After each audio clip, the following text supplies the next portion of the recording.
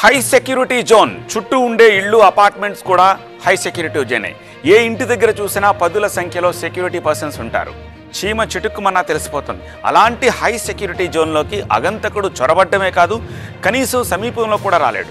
మరి అలాంటి high security zone ఉన్న ఇంట్లో సైఫ్ అలీ ఖాన్పై దాడి చేసింది ఎవరు?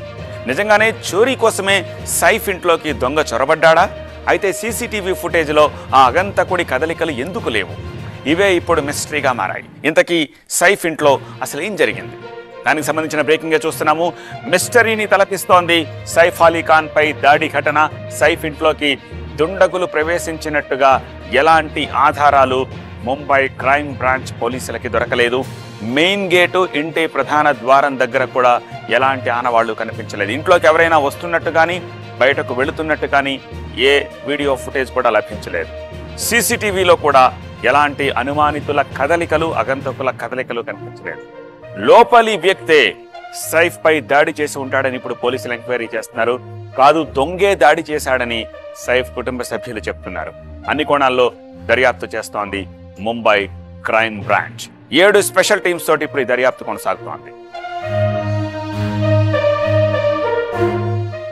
సైఫ్ అలీ ఖాన్ దాడి ఘటన మిస్టరీగా మారింది. సీసీ ఫుటేజ్లో అగంతకుడి జాడ కనిపించకపోవడంతో అన్ని కోణాల్లో కూడా దర్యాప్తు చేస్తుంది ముంబై క్రైమ్ బ్రాంచ్ పోలీస్. మరి దుండగుడు ముందే లోపలికి వచ్చి నక్కాడా?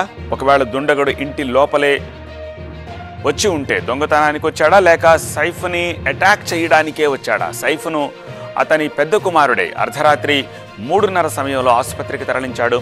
ప్రస్తుతం సైఫ్ స్టాఫ్ని క్వశ్చన్ చేస్తున్నారు ముంబై క్రైమ్ బ్రాంచ్ పోలీసులు.